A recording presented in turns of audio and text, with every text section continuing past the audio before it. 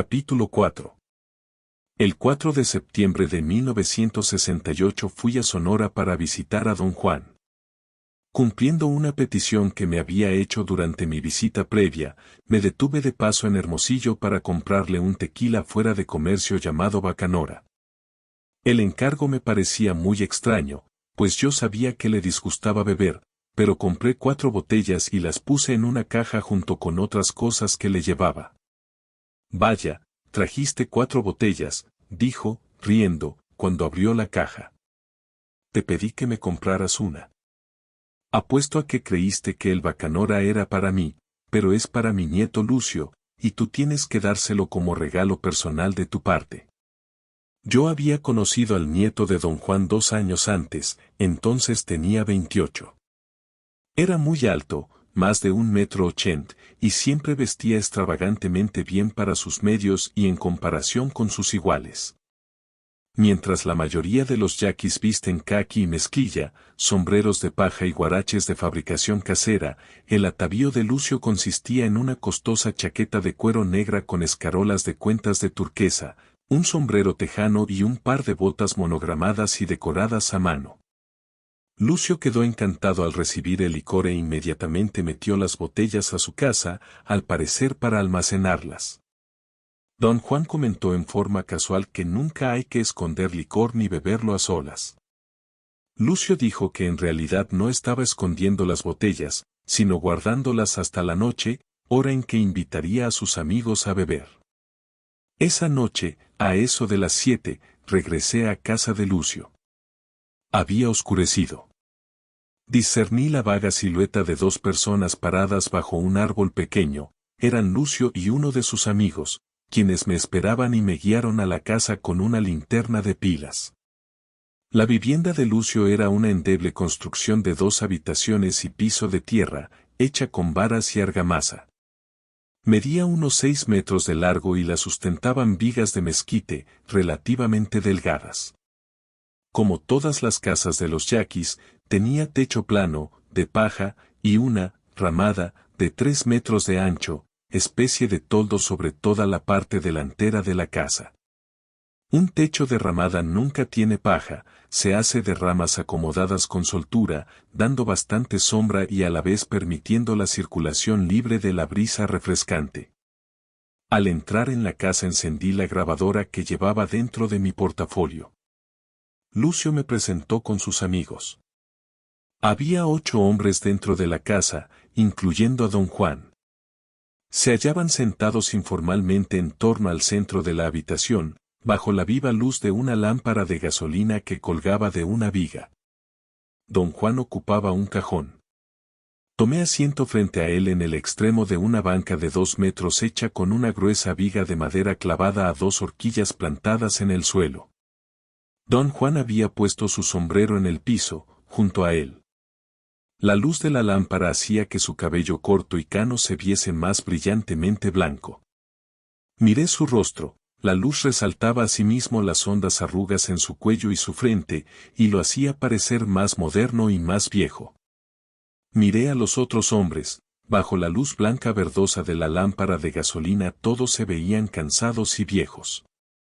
Lucio se dirigió en español a todo el grupo y dijo en voz fuerte que íbamos a beber una botella de Bacanora que yo le había traído de Hermosillo. Fue al otro aposento, sacó una botella, y la descorchó y me la dio junto con una pequeña taza de hojalata. Serví un pequeñísimo tanto y lo bebí. El Bacanora parecía más fragante y denso que el tequila común, y más fuerte también. Me hizo toser. Pasé la botella y todos se sirvieron un traguito, todos excepto don Juan, él nada más tomó la botella y la colocó frente a Lucio, que estaba al final de la línea. Todos comentaron con vivacidad el rico sabor de esa botella en particular y estuvieron de acuerdo en que el licor debía proceder de las montañas altas de Chihuahua. La botella dio una segunda vuelta. Los hombres chasquearon los labios. Repitieron sus elogios e iniciaron una animada discusión acerca de las notorias diferencias entre el tequila hecho en los alrededores de Guadalajara y el que se elabora a gran altitud en Chihuahua. Durante la segunda vuelta, don Juan tampoco bebió, y yo solo me serví un sorbo, pero los demás llenaron la taza hasta el borde. La botella volvió a pasar de mano en mano y se vació. «Saca las otras botellas, Lucio», dijo don Juan. Lucio pareció vacilar, y don Juan explicó a los otros, en tono enteramente casual, que yo había traído 4 botellas para Lucio. Benigno, un joven de la edad de Lucio, miró el portafolio que yo había colocado inconspicuamente detrás de mí y preguntó si era yo un vendedor de tequila. Don Juan le contestó que no, y que en realidad había ido a Sonora para verlo a él. «Carlos está aprendiendo sobre mezquelito, y yo le estoy enseñando», dijo don Juan. Todos me miraron y sonrieron con cortesía. Bajea, el leñador, un hombre pequeño y delgado, de facciones pronunciadas, fijó los ojos en mí durante un momento y luego dijo que el tendero me había acusado de ser espía de una compañía americana que planeaba explotar minas en la tierra yaqui. Todos reaccionaron como si tal acusación nos indignara.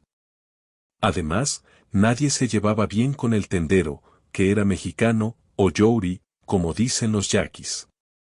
Lucio fue al otro aposento y regresó con una nueva botella de bacanora. La abrió, se sirvió un buen tanto y luego la pasó.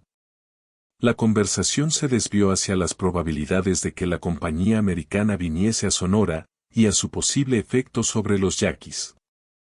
La botella volvió a Lucio. La alzó y miró su contenido para ver cuánto quedaba. «Dile que no se apure», me susurró don Juan. «Dile que le traerás más la próxima vez que vengas».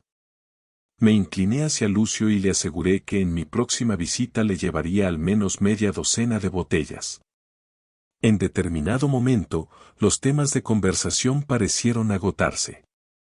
Don Juan se volvió hacia mí y dijo en voz alta: «¿Por qué no les cuentas aquí a los muchachos tus encuentros con Mezquelito? Creo que eso será mucho más interesante que esta plática inútil de qué pasará si la compañía americana viene a Sonora». «¿Ese Mezquelito o es el peyote, abuelo?», preguntó Lucio con curiosidad. «Alguna gente lo llama así», dijo don Juan secamente. «Yo prefiero llamarlo Mezquelito». «Esa chingadera lo vuelve a uno loco», dijo Genaro, un hombre alto y robusto, de edad madura. «Eso de decir que Mezquelito lo vuelve a uno loco es pura estupidez», dijo don Juan suavemente. «Porque si ese fuera el caso, Carlos andaría ahorita mismo con camisa de fuerza en vez de estar aquí platicando con ustedes. Él ha tomado y mírenlo. Está muy bien». Bajea sonrió y repuso con timidez: «¿Quién sabe?», y todo el mundo rió. «Bueno, mírenme a mí», dijo don Juan. «Yo he conocido a Mezquelito casi toda mi vida y jamás me ha hecho daño». Los hombres no rieron, pero resultaba obvio que no lo tomaban en serio. «Por otro lado», siguió don Juan, «es cierto que Mezquelito lo vuelve loco a uno, como tú dijiste, pero eso pasa solo cuando uno va a verlo sin saber lo que hace». Esquere, un anciano que parecía de la edad de don Juan, rió suavemente, chasqueando la lengua, mientras meneaba la cabeza de un lado a otro. «¿Qué es lo que uno tiene que saber, Juan?», preguntó.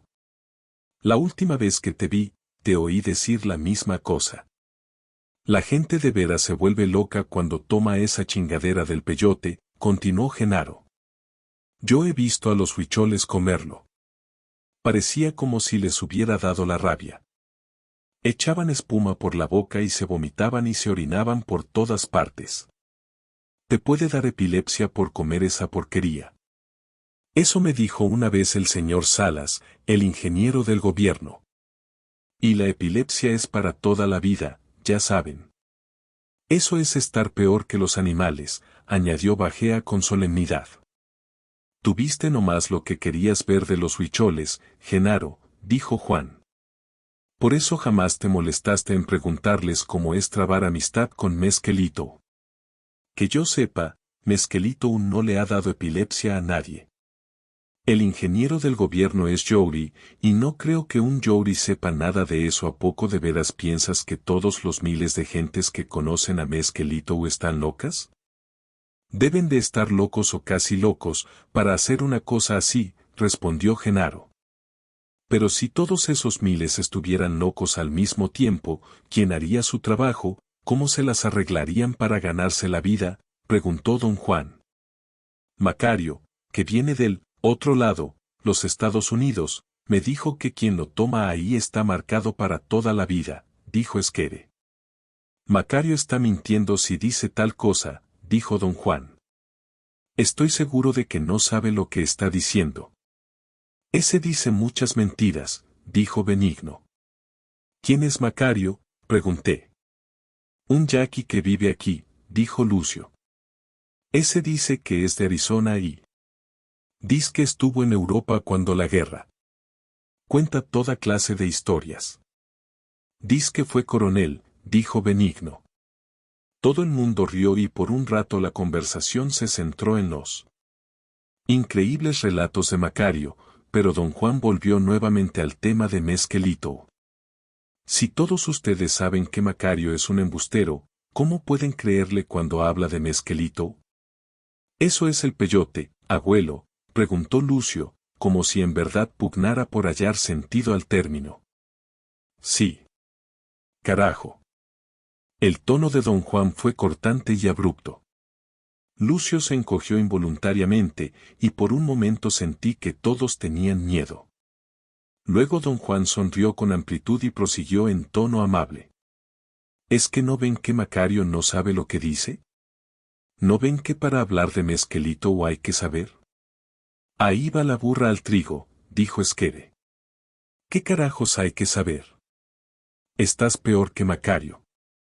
Al menos él dice lo que piensa, sepa o no sepa. Llevo años oyéndote decir que tenemos que saber. ¿Qué cosa tenemos que saber? Don Juan dice que hay un espíritu en el peyote, dijo Benigno. Yo he visto peyote en el campo, pero jamás he visto espíritus ni nada por el estilo, añadió Bajea. Mesquelito es tal vez como un espíritu, explicó don Juan. Pero lo que pueda ser no se aclara hasta que uno lo conoce. Esquere se queja de que llevo años diciendo esto. Pues, sí. Pero no es culpa mía que ustedes no entiendan. Bajea dice que quien lo toma se vuelve como animal. Pues, yo no lo veo así. Para mí, los que se creen por encima de los animales viven peor que los animales. Aquí está mi nieto. Trabaja sin descanso. Yo diría que vive para trabajar, como una mula. Y lo único que él hace que no hace un animal es emborracharse. Todos soltaron la risa. Víctor, un hombre muy joven que parecía hallarse aún en la adolescencia, rió en un tono por encima de los demás. Eligio, un indio joven, no había pronunciado hasta entonces una sola palabra. Estaba sentado en el piso, a mi derecha, recargado contra unos costales de fertilizante químico que se habían apilado dentro de la casa para protegerlos de la lluvia. Era uno de los amigos de niñez de Lucio, más lleno de carnes y mejor formado. Eligio parecía preocupado por las palabras de don Juan. Bajea intentaba dar una réplica, pero Eligio lo interrumpió. ¿En qué forma cambiaría el peyote todo esto?, preguntó. A mí me parece que el hombre nace para trabajar toda la vida, como las mulas. Mesquelito cambia todo, dijo don Juan, pero todavía tenemos que trabajar como todo el mundo, como mulas. Dije que había un espíritu en Mesquelito porque algo como un espíritu es lo que produce el cambio en los hombres. Un espíritu que se ve y se toca, un espíritu que nos cambia, a veces aunque no queramos. El peyote te vuelve loco, dijo Genaro, y entonces, claro, crees que has cambiado. ¿Verdad? ¿Cómo puede cambiarnos?, insistió Eligio.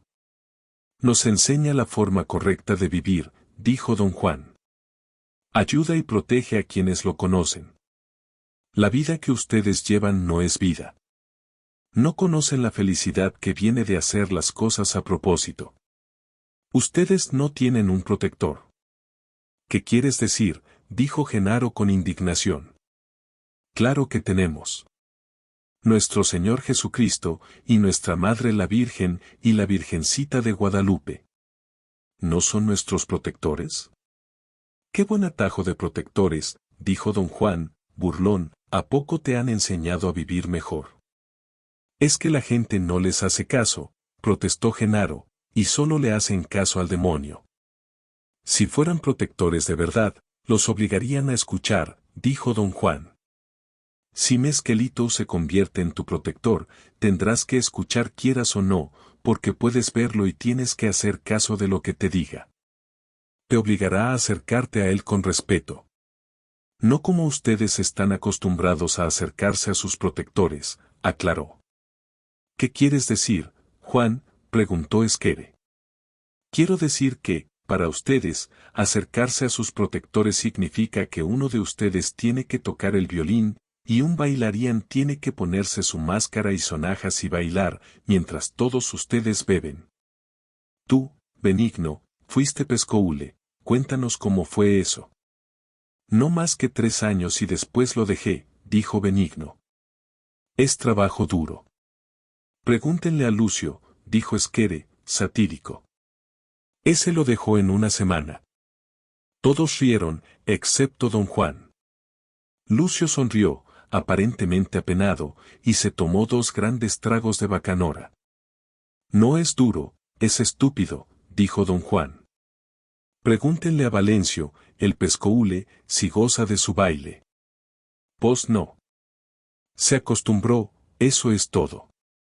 Yo llevo años de verlo bailar, y siempre veo los mismos movimientos mal hechos.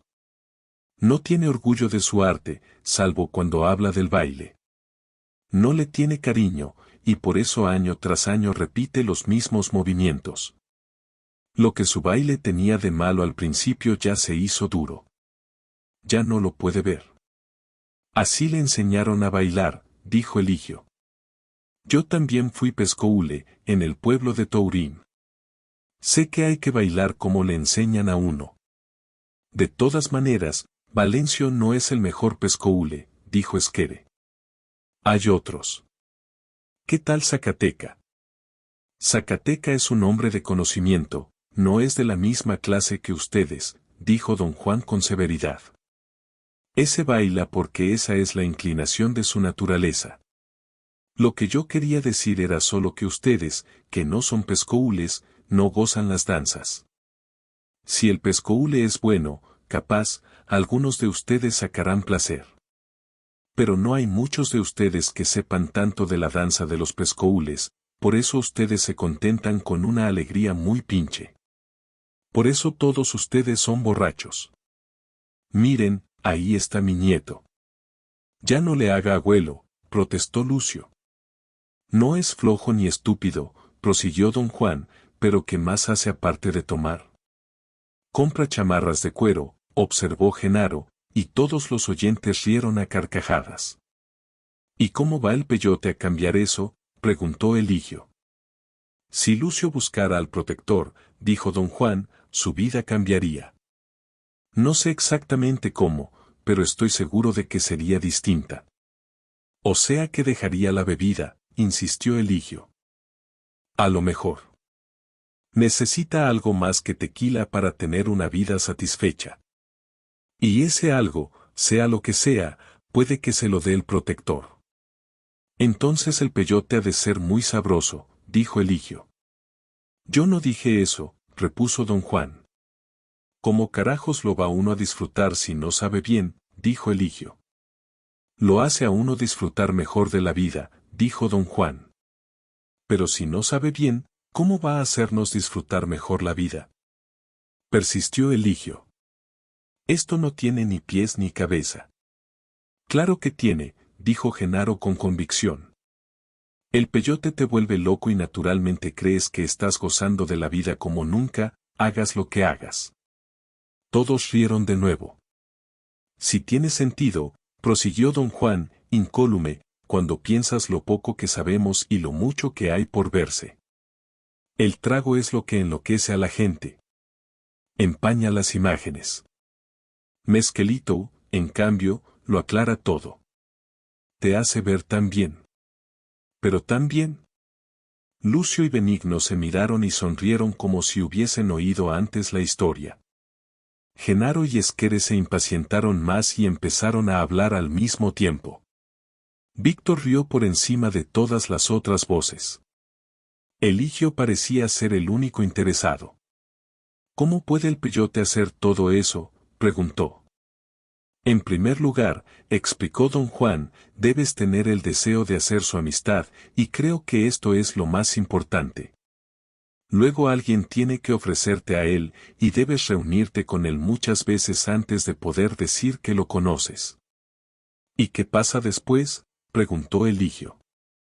Te cagas en el techo con el culo en el suelo, interrumpió Genaro. El público rugió. Lo que pasa después depende por completo de ti, prosiguió don Juan sin perder el control. Debes acudir a él sin miedo y, poco a poco, él te enseñará cómo vivir una vida mejor. Hubo una larga pausa. Los hombres parecían cansados. La botella estaba vacía. Con obvia renuencia, Lucio abrió otra. ¿Es también el peyote el protector de Carlos?, preguntó Eligio en tono de broma. Yo no sé, dijo don Juan.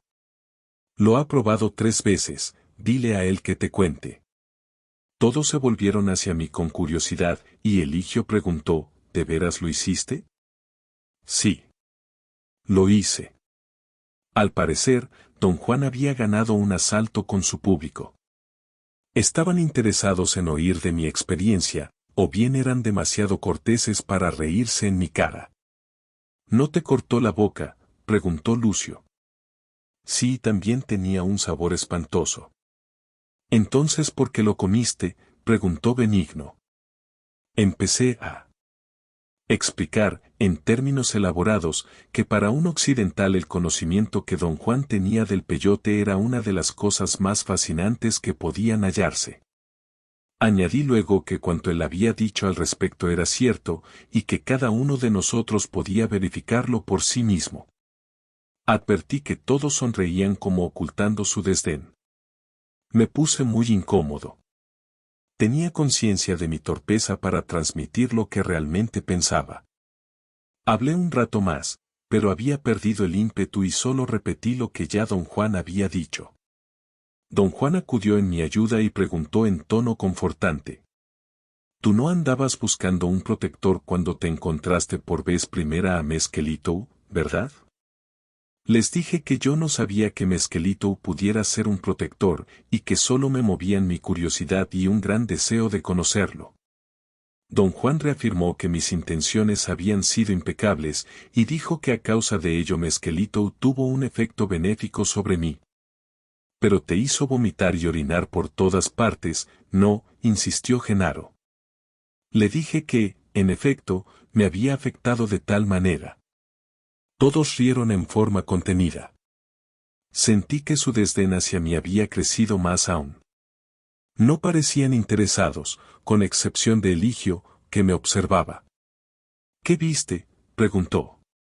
Don Juan me instó a narrarles todos, o casi todos, los detalles salientes de mis experiencias, de modo que describí la secuencia y la forma de lo que había percibido. Cuando terminé de hablar, Lucio hizo un comentario. ¿Te sacó la? Qué bueno que yo nunca lo he comido. Es lo que les decía, dijo Genaro a Bajea. Esa chingadera lo vuelve a uno loco.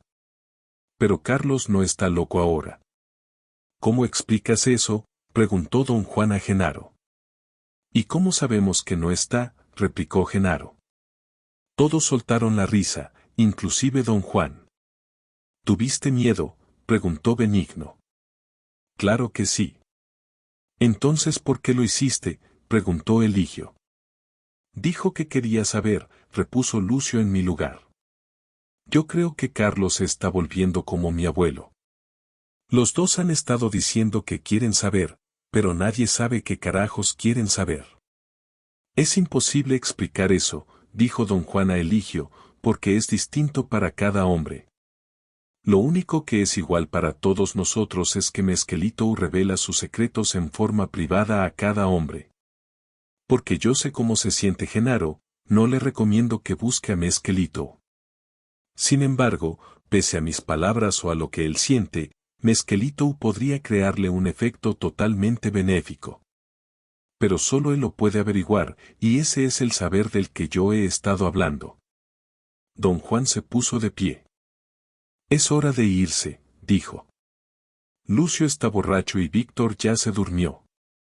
2 días después, el 6 de septiembre, Lucio, Benigno y Eligio fueron a la casa donde yo me alojaba, para que saliéramos de cacería. Permanecieron en silencio un rato mientras yo seguía escribiendo mis notas. Entonces Benigno rió cortésmente, como advertencia de que iba a decir algo importante. Tras un embarazoso silencio, rió de nuevo y dijo, aquí Lucio dice que quiere comer peyote. ¿De veras lo harías? Pregunté. Sí. Me da igual hacerlo o no hacerlo. La risa de Benigno brotó a borbollones. Lucio dice que él come peyote si tú le compras una motocicleta. Lucio y Benigno se miraron y echaron a reír. ¿Cuánto cuesta una motocicleta en los Estados Unidos? Preguntó Lucio. Probablemente la conseguirás en $100, dije. Eso no es mucho por allá, ¿verdad? Podrías conseguírsela fácilmente, ¿no? Preguntó Benigno. Bueno, déjame preguntarle primero a tu abuelo, dije a Lucio. No, no, protestó. Ni se lo menciones. Lo va a echar todo a perder. Es bien raro. Y además, está muy viejo y muy chocho y no sabe lo que hace. Antes era un brujo de los buenos, añadió Benigno. Digo, de veras. En mi casa dicen que era el mejor. Pero se las dio de peyotero y acabó mal. Ahora ya está muy viejo. Y repite las mismas pendejadas sobre el peyote, dijo Lucio. Ese peyote es pura mierda, dijo Benigno. Sabes, lo probamos una vez. Lucio le sacó a su abuelo un costal entero. Una noche que íbamos al pueblo lo mascamos. Hijo de puta, me hizo pedazos la boca. Tenía un sabor de la chingada. ¿Lo tragaron? Pregunté. Lo escupimos, dijo Lucio, y tiramos todo el pinche costal. Ambos pensaban que el incidente era muy chistoso. Eligio, mientras tanto, no había dicho una palabra. Estaba apartado, como de costumbre. Ni siquiera rió. ¿A ti te gustaría probarlo, Eligio? Pregunté. No. Yo no. Ni por una motocicleta. Lucio y Benigno hallaron la frase absolutamente chistosa y rugieron de nuevo. Sin embargo, continuó Eligio, tengo que decir que don Juan me intriga. Mi abuelo es demasiado viejo para saber nada, dijo Lucio con gran convicción. Sí, es demasiado viejo, resonó Benigno. La opinión que los dos jóvenes tenían de don Juan me parecía puerile. Infundada. Sentí que era mi deber salir en defensa de su reputación, y les dije que en mi opinión don Juan era entonces, como lo había sido antes, un gran brujo, tal vez incluso el más grande de todos. Dije que sentía en él algo en verdad extraordinario. Los insté a recordar que don Juan, teniendo más de 70 años, poseía mayor fuerza y energía que todos nosotros juntos. Reté a los jóvenes a comprobarlo tratando de tomar por sorpresa a don Juan. A mi abuelo nadie lo agarra desprevenido, dijo Lucio orgullosamente. Es brujo. Le recordé que lo habían llamado viejo y chocho, y que un viejo chocho no sabe lo que pasa en su derredor. Dije que la presteza de don Juan me había maravillado en repetidas ocasiones. Nadie puede tomar por sorpresa a un brujo, aunque sea viejo, dijo Benigno con autoridad. Lo que sí, pueden caerle en montón cuando esté dormido. Eso le pasó a un tal Cebicas. La gente se cansó de sus malas artes y lo mató. Les pedí detalles de aquel evento, pero dijeron que había ocurrido años atrás cuando eran aún muy chicos. Eligio añadió que en el fondo la gente creía que Cebicas había sido solamente un charlatán, pues nadie podía dañar a un brujo de verdad. Traté de seguir interrogándolo sobre sus opiniones acerca de los brujos. No parecían tener mucho interés en el tema, además, estaban ansiosos de salir a disparar el rifle 22 que yo llevaba. Guardamos silencio un rato mientras caminábamos hacia el espeso chaparral, luego Eligio, que iba a la cabeza de la fila, se volvió a decirme: a lo mejor los locos somos nosotros. A lo mejor don Juan tiene razón. Mira nada más cómo vivimos. Lucio y Benigno protestaron. Yo intenté mediar. Apoyé a Eligio y les dije que yo mismo había sentido algo erróneo en mi manera de vivir.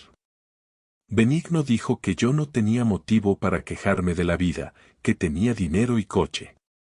Repuse que yo fácilmente podría decir que ellos mismos estaban mejor porque cada uno poseía un trozo de tierra. Respondieron al unísono que el dueño de su tierra era el Banco Ejidal.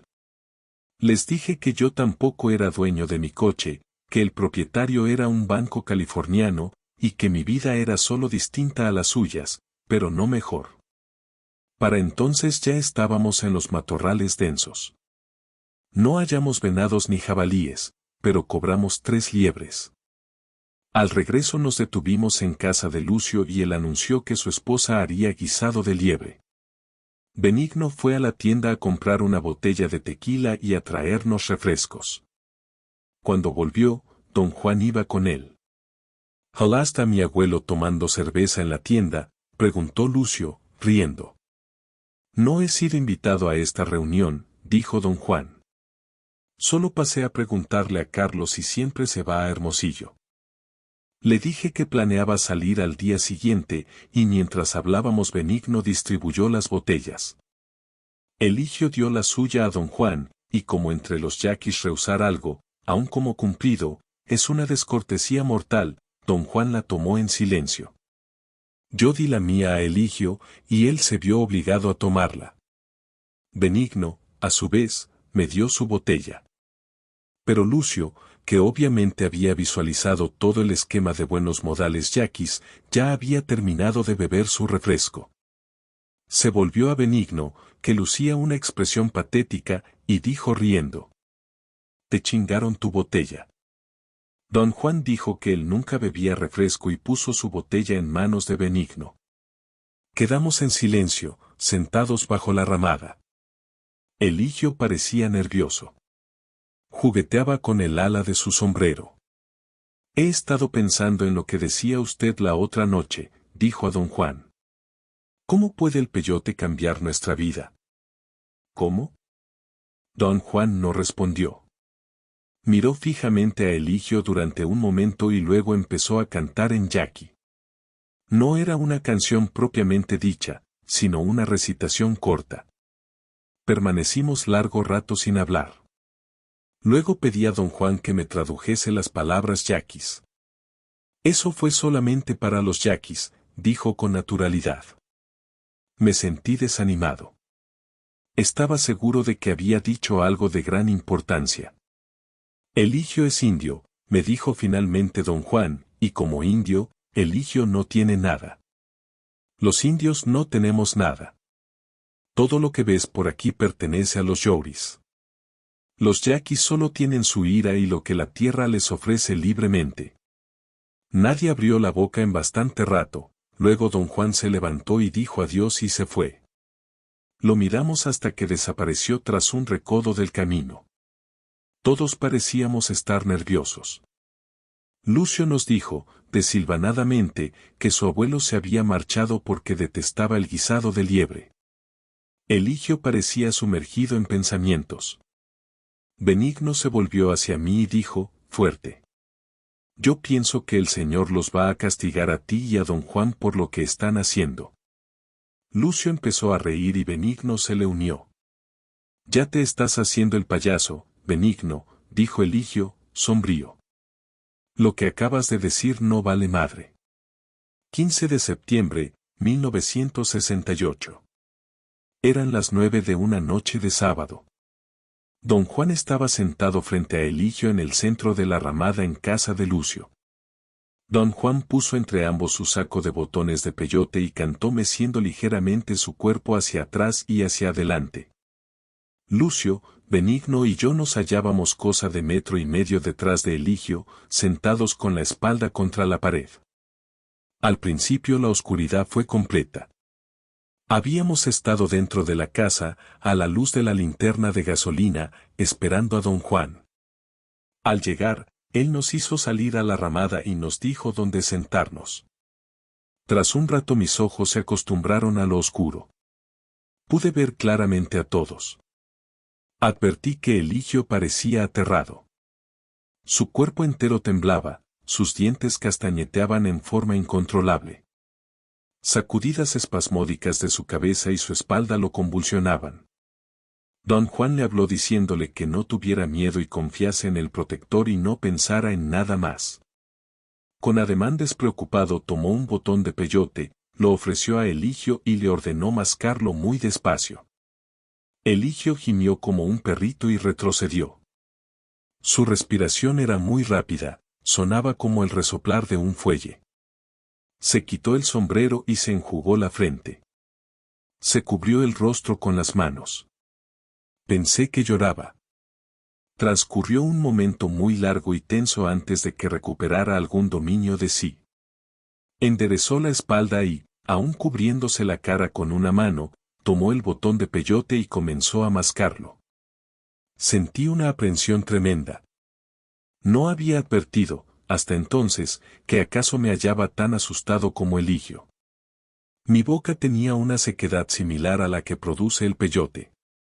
Eligio mascó el botón durante largo rato. Mi tensión aumentó. Empecé a gemir involuntariamente mientras mi respiración se aceleraba. Don Juan empezó a canturrear más alto, luego ofreció otro botón a Eligio y, cuando Eligio lo hubo terminado, le ofreció fruta seca y le indicó mascarla poco a poco. Eligio se levantó repetidas veces para ir a los matorrales. En determinado momento pidió agua. Don Juan le dijo que no la bebiera, que solo hiciese buches con ella. Eligio masticó otros 2 botones y don Juan le dio carne seca. Cuando hubo mascado su 10º botón, yo estaba casi enfermo de angustia. De pronto, Eligio cayó hacia adelante y su frente golpeó el suelo. Rodó sobre el costado izquierdo y se sacudió convulsivamente. Miré mi reloj. Eran las 11:20. Eligio se sacudió, se bamboleó y gimió durante más de 1 hora, tirado en el suelo. Don Juan mantuvo la misma posición frente a él. Sus canciones de peyote eran casi un murmullo.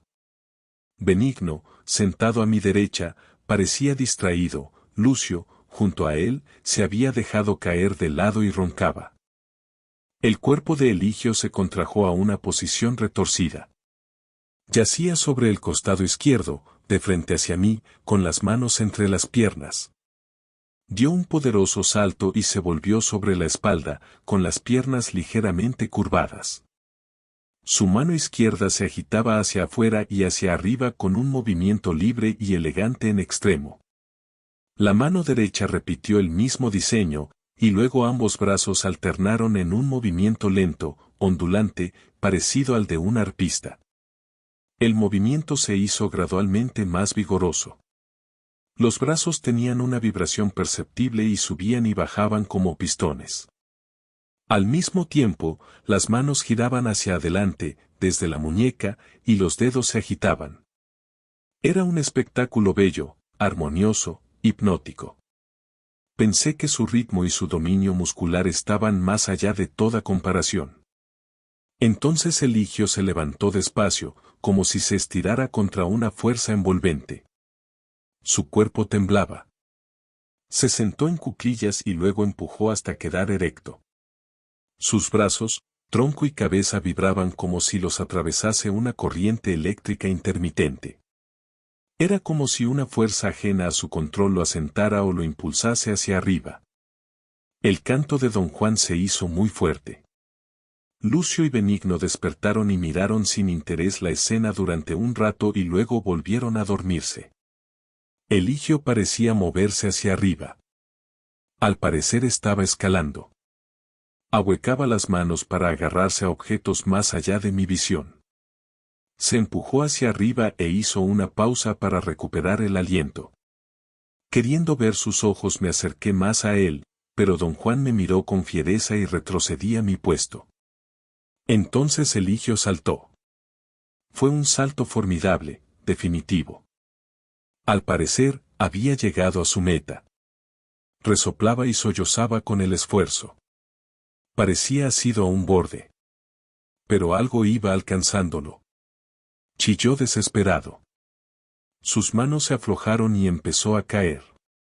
Su cuerpo se arqueó hacia atrás, y un hermosísimo escarceo coordinado lo convulsionó de la cabeza a los pies. La oleada lo atravesó unas 100 veces antes de que su cuerpo se desplomara como un costal sin vida. Tras un rato extendió los brazos hacia el frente, como protegiendo su rostro. Mientras yacía sobre el pecho, sus piernas se estiraron hacia atrás, estaban arqueadas a unos centímetros del suelo, dando al cuerpo la apariencia exacta de deslizarse o volar a una velocidad increíble. La cabeza estaba arqueada hacia atrás, a todo lo que daba, los brazos unidos sobre los ojos, escudándolos. Podía yo sentir el viento silbando en torno suyo. Boqueé y di un fuerte grito involuntario. Lucio y Benigno despertaron y miraron con curiosidad a Eligio. «Si me compras una moto, lo masco ahorita», dijo Lucio en voz alta. Miré a don Juan. Él hizo un gesto imperativo con la cabeza. «Hijo de puta», masculló Lucio, y volvió a dormirse. Eligio se puso en pie y echó a andar. Dio unos pasos hacia mí y se detuvo. Pude verlo sonreír con una expresión beatífica. Trató de silbar. El sonido no era claro, pero tenía armonía. Era una tonada. Constaba solamente de un par de barras, repetidas una y otra vez. Tras un rato el silbido se hizo nítidamente audible, y luego se convirtió en una melodía aguda. Eligio murmuraba palabras ininteligibles. Las palabras parecían ser la letra de la tonada. La repitió durante horas. Una canción muy sencilla, repetitiva, monótona, pero extrañamente bella.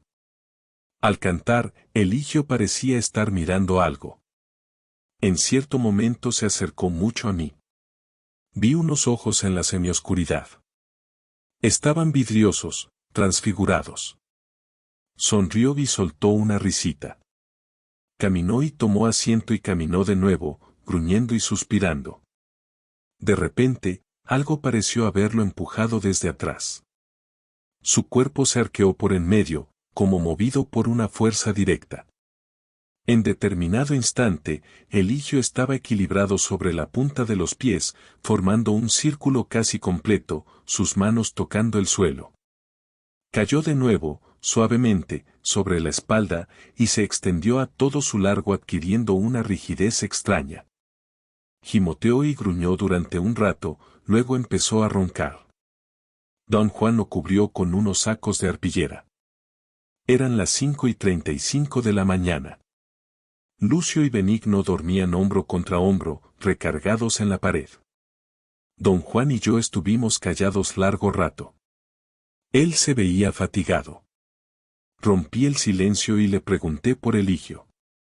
Me dijo que el encuentro de Eligio con Mesquelito había tenido un éxito excepcional. Mesquelito le había enseñado una canción en su primer encuentro y eso era ciertamente extraordinario. Le pregunté por qué no había dejado a Lucio tomar peyote a cambio de una motocicleta. Dijo que Mesquelito habría matado a Lucio si éste se le hubiera acercado bajo tales condiciones. Don Juan admitió haber preparado todo cuidadosamente para convencer a su nieto, me dijo que había contado con mi amistad con Lucio como parte central de su estrategia. Dijo que Lucio había sido siempre su gran preocupación, y que en una época ambos vivieron juntos y estaban muy unidos, pero Lucio enfermó gravemente a los 7 años y el hijo de don Juan, católico devoto, prometió a la Virgen de Guadalupe que Lucio ingresaría en una sociedad sagrada de danzantes si su vida se salvaba. Lucio se recobró y fue obligado a cumplir el juramento. Duró una semana como aprendiz, y luego se resolvió a romper el voto. Pensó que moriría a resultas de esto, templó su ánimo y durante un día entero esperó la llegada de la muerte. Todo el mundo se burló del niño y el incidente jamás se olvidó. Don Juan pasó largo rato sin hablar. Parecía haber sido cubierto por un mar de pensamientos. Mi trampa era para Lucio, dijo, y en vez de él hallé a Eligio. Yo sabía que no tenía caso, pero cuando se quiere a alguien debemos insistir como se debe, como si fuera posible rehacer a los hombres. Lucio tenía valor cuando era niño, y luego lo perdió a lo largo del camino. ¿No puede usted embrujarlo, don Juan? ¿Embrujarlo? ¿Para qué? Para que cambie y recobre su valor. La brujería no se usa para dar valor. El valor es algo personal. La brujería es para volver a la gente inofensiva o enferma o tonta. No se embruja para hacer guerreros. Para ser guerrero hay que ser claro como el cristal, igual que Eligio. Ahí tienes a un hombre de valor.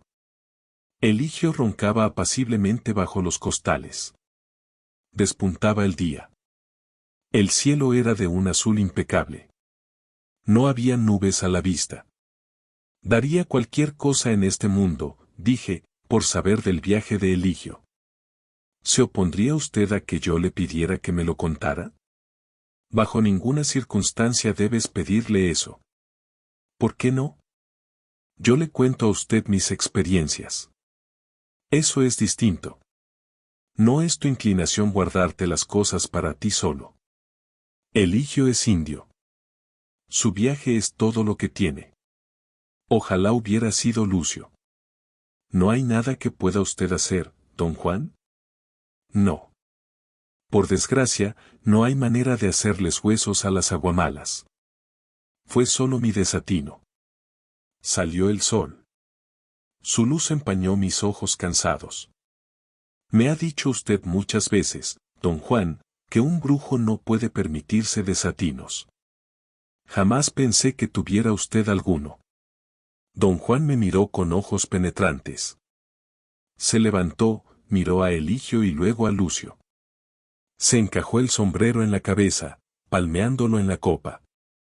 Es posible insistir como es debido, aunque sepamos que lo que hacemos no tiene caso, dijo, sonriendo.